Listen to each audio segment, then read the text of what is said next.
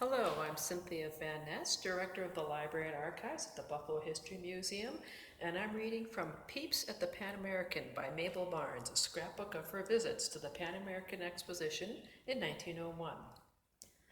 Fifth visit, Saturday, July 6th, 1901. I went out to the grounds in the afternoon to serve at the postponed reception for the New York State teachers held in the New York State building from 4 to 6. The Mexican band played during the afternoon. I waited on table most of the time, but also found leisure to explore the building. After the exposition, this is to remain a permanent building for the Buffalo Historical Society. It is of white Vermont marble in the classic order of architecture known as the Greek Doric, being of the same order as the Parthenon at Athens by Pericles. This harmonizes with the Albright Art Gallery on the opposite side of the water, designed in the spirit of the Erechtheum, which stands with the Parthenon on the Acropolis. The building is a rectangle 130 feet by 80 feet and 50 feet high. On the north front is located the statue Aspiration. The figure of a man stands with eyes lifted heavenwards and with upturned palms, expressive of human aspiration after divine ideals. The northern facade is faced with 3/4 columns, and the entrance is through a vestibule, the bronze doors of which were the gift of the president of the Buffalo Historical Society, Mr. Andrew Langdon. The panels on these doors represent history and ethnology. On the south of the building are the equestrian groups called Progress, a naked youth bestride a powerful horse typifying man's mastery and use of nature. His eyes look forward into the future, and his hands on the reins control and regulate the impatience and restiveness of the huge brute which is bearing him onward. At the starting point of the grand marble staircase stands the statue of Intelligence. A female figure sits on a throne.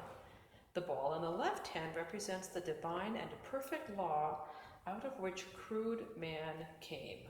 In order to receive this perfect divine law of intelligence, man must crucify his natural self. The open book in the lap of the statue represents natural intelligence among men. The feet of the goddess Intelligence rest on a stool with swine's feet, representing the lowest form of natural intelligence. The southern entrance is through a portico embellished by 10 Doric columns and commanding a view of the park lake, the electric fountain, and the park.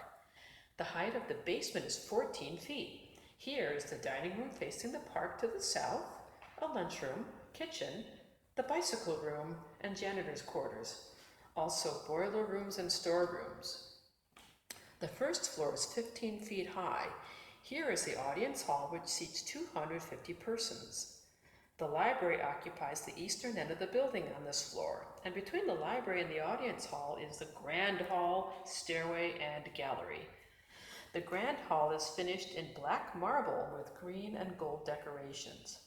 I was especially impressed by the mission furniture in the library and by some curious chairs made of natural branches in the main hall. North of this hall is the lobby giving access to the governor's room to the east, a committee room to the west, to cloakrooms, and to toilet rooms, as well as an entrance to all other rooms on this floor. The second floor runs up into the roof, making it 18 feet high. It is lighted entirely by skylights. Leading off the balcony, which surrounds the main hall on the second floor, are galleries containing many beautiful pictures suitable for the schoolroom.